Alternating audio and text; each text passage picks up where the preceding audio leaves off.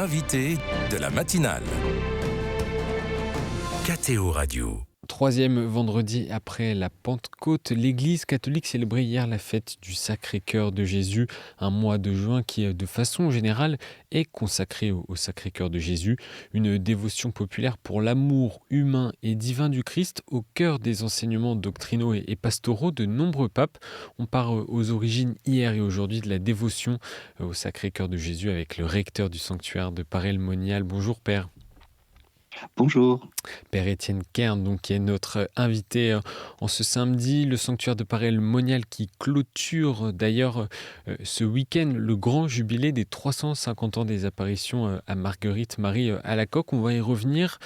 Le cœur, Père Étienne Kern, c'est d'abord le centre de la vie physiologique, mais aussi sentimentale, émotionnelle. C'est la première dimension à saisir. Est-ce que c'est la première dimension à saisir de la dévotion au Sacré-Cœur de Jésus? Alors, il est vrai que dans notre mentalité contemporaine, le cœur, c'est le siège des sentiments. Mais dans l'expérience biblique et en fait dans toute la tradition spirituelle, le cœur, c'est bien autre chose. En fait, le cœur, pour reprendre l'expression du pape François, c'est le centre intégrateur, c'est le moi profond, c'est ce qui me constitue comme personne. C'est pas seulement le lieu des sentiments, mais c'est beaucoup plus profondément ce qui vient unifier mes sentiments, mon corps, mon intelligence, ma mémoire, ma volonté. C'est tout mon être, en fait. Et quand je dis je t'aime de tout mon cœur, c'est beaucoup plus que j'ai des grands sentiments pour toi. C'est que toute ma personne est tendue vers toi. Et pourquoi ce cœur est sacré? Quel est le sens de ce symbole? Mais en fait, le cœur de Jésus, le Sacré-Cœur, c'est le cœur de Jésus. Et le cœur de Jésus, c'est Jésus dans son intériorité. C'est comme si toute la personne est ressaisie symboliquement par cette expression, par cet organe aussi, qui a été sur lequel Saint Jean s'est reposé avant la Passion et qui a été transpercé sur la croix comme un dernier signe d'amour qui manifeste la victoire de la vie sur la mort, cette eau vive qui jaillit du cœur de Jésus après sa mort. Dans les Écritures et même sur les représentations du Sacré-Cœur, le cœur de Jésus est transpercé. Pourquoi cette blessure, cette souffrance? Quelle en est la dimension? Alors, en Saint Jean, chapitre 19, l'apôtre raconte qu'après la mort, ils ne lui brisèrent pas les jambes, voyant qu'il était déjà mort, mais l'un des soldats, d'un coup de lance, lui perça le côté, lui ouvrit le côté. Et aussitôt, dit l'Évangile, et il en sortit du sang et de l'eau. Celui qui a vu témoigne, et son témoignage est vrai, il sait celui-là que son témoignage est vrai. Et il cite ensuite deux paroles de l'Écriture, pas un os ne sera brisé, et ils contempleront celui qu'ils ont transpercé. C'est comme le sommet de l'Évangile selon Saint Jean, là où tout se récapitule. C'est en même temps le symbole de la mort, puisque c'est la seule blessure mortelle que Jésus ait reçue au cours de sa passion, après sa mort justement, parce qu'il a le cœur percé. C'est aussi le symbole de la résurrection, puisque jaillit la vie de son cœur. C'est le symbole de la Pentecôte, puisque cette eau vive qui jaillit, en fait, c'est l'Esprit Saint qui est donné en abondance. Il remet l'Esprit.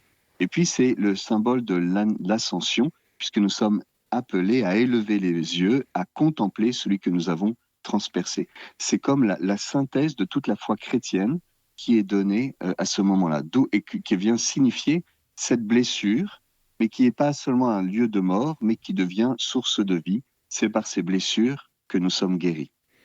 Et Père Étienne Kern, quelle est l'origine de cette dévotion au Sacré-Cœur de Jésus? D'où vient-elle?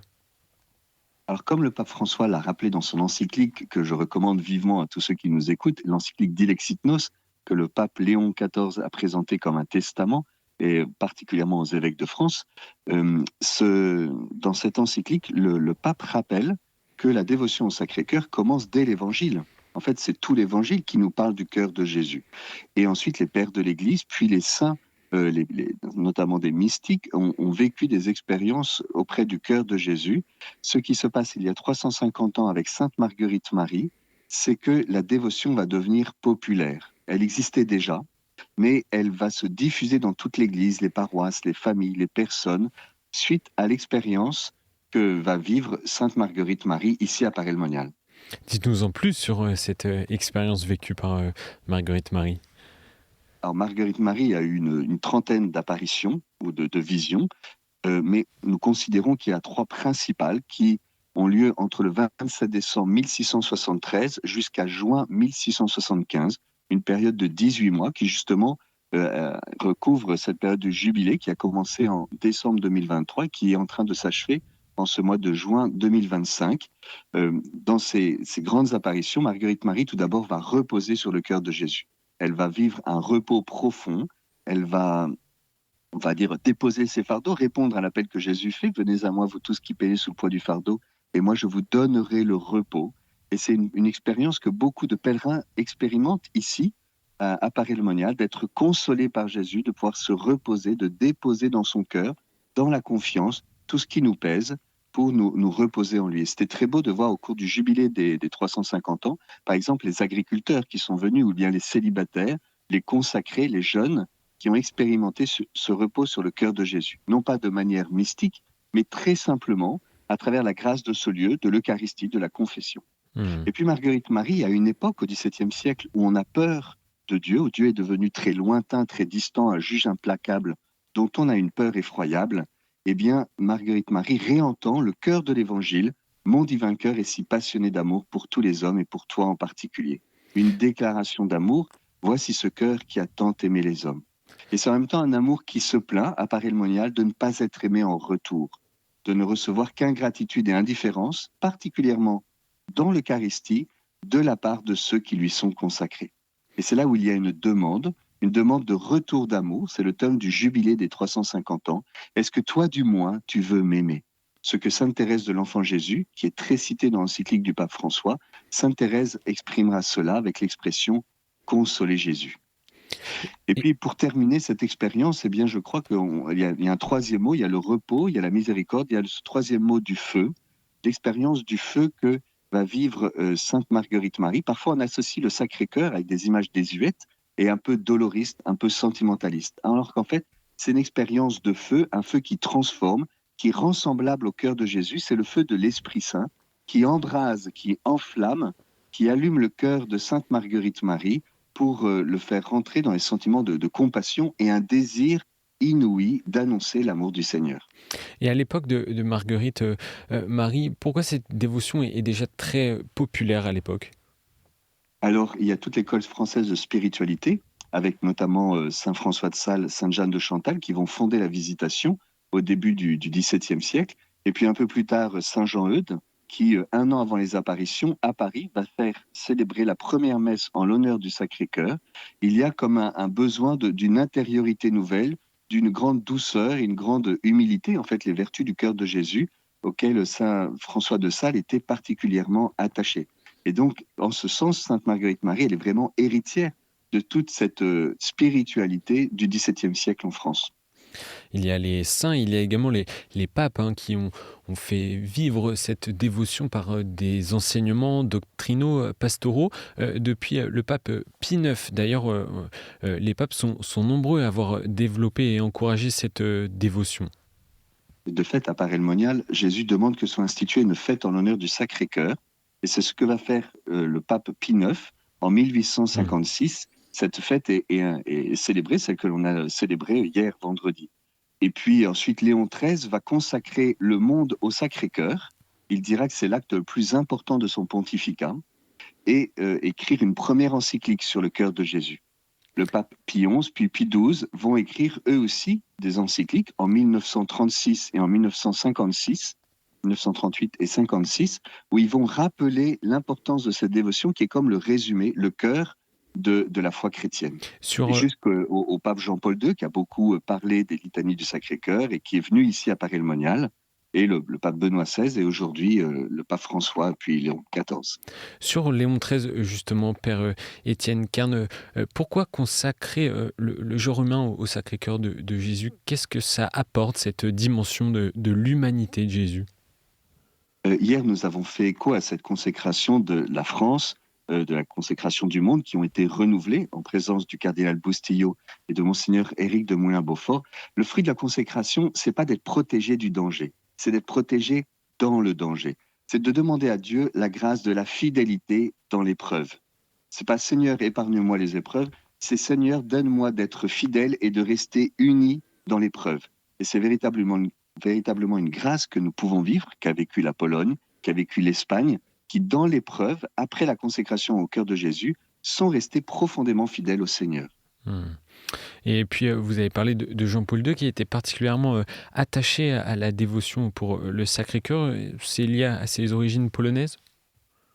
Alors de fait, la Pologne est le premier pays à s'être consacré au Sacré-Cœur en 1765. Et puis il est venu ici à Paray-le-Monial. Je pense qu'il avait un attachement très grand au cœur de Jésus, aussi lié à son expérience de la Divine Miséricorde avec Sœur Faustine, parce que cette expérience de la Divine Miséricorde est comme un écho à ce qui a été vécu à Paray-le-Monial. C'est véritablement une expérience du cœur de Jésus. Et le pape François va beaucoup citer Jean-Paul II, notamment la lettre qu'il a écrite au général des Jésuites lors de sa venue en octobre 1986. Et puis, lorsqu'il dit que le règne social du Christ, en fait, c'est la civilisation de l'amour qui jaillit du cœur de Jésus. Et c'est ce thème, comment être des témoins enflammés de l'amour du cœur de Jésus, comment établir une nouvelle civilisation de l'amour, comment contribuer au règne social du cœur du Christ. C'est des expressions différentes qui correspondent à des sensibilités différentes, des époques différentes, mais c'est le même appel, c'est à rentrer dans la compassion du cœur de Jésus dans la vie quotidienne, par le travail, par la vie de famille, par la transformation de la société et des cœurs. Le pape François qui a consacré sa dernière encyclique au Sacré-Cœur de Jésus, dit Lexit Nos. Père Étienne Quint, dans le monde fracturé que l'on connaît et dont les mauvaises nouvelles inondent malheureusement l'actualité, quel message nous livre le Sacré-Cœur de Jésus ? C'est tout d'abord un message d'espérance. Le cœur est transpercé, c'est un symbole de mort et de haine, mais la réponse de Dieu, c'est le jaillissement de l'eau vive, c'est une déclaration d'amour, c'est le don de l'Esprit Saint. Dieu est fidèle, alors même qu'on le rejette, Dieu répond en se donnant dans un surcroît d'amour et de fidélité. C'est un message d'espérance. C'est aussi un message d'unité. À Paray-le-Monial, au cours de ces 350 ans, ce sont tous les milieux d'église qui sont venus ici à Paray-le-Monial, que ce soit Montmartre, que ce soit la communauté d'Emmanuel, les traditionalistes, les Espagnols, le monde entier, les écoles, les congrégations du Sacré-Cœur. Donc un message d'unité dont on a tellement besoin. Et puis je dirais que c'est aussi un message de consolation, parce que les gens souffrent, que c'est difficile, c'est douloureux, et auprès du cœur de Jésus, ils expérimentent ce que Marguerite Marie entend de Jésus. Si tu crois, tu verras la puissance de mon cœur. Eh bien, le Seigneur vient consoler les cœurs ici. Merci Père Étienne Quint. Je rappelle que vous êtes le recteur du sanctuaire du Sacré-Cœur de Paray-le-Monial qui célèbre la clôture du jubilé des 350 ans des apparitions à Marguerite Marie Alacoque. Hier avait lieu une messe solennelle présidée par le cardinal Boustio et aujourd'hui une messe à 11h au Cœur Immaculé de Marie avec un programme bien chargé, je crois. Oui, c'est ça. On va continuer aujourd'hui avec la prière pour les malades. Et puis, il y a l'inauguration des œuvres du concours artistique. Il y a la publication des actes du colloque que nous avons organisé sur la réparation spirituelle dans le contexte des abus sexuels. Donc, ces actes viennent d'être publiés. Et puis demain, eh bien, ce sera la fermeture du jubilé. Mais le sanctuaire, lui, et le cœur de Jésus encore plus, demeure plus que jamais ouvert pour que de nombreuses paroisses, personnes viennent en pèlerinage auprès du cœur de Jésus ici à Paray-le-Monial. Père Étienne Quint, recteur du sanctuaire du Sacré-Cœur de Paray-le-Monial. Merci d'avoir été avec nous ce matin. Merci beaucoup. Bonne journée.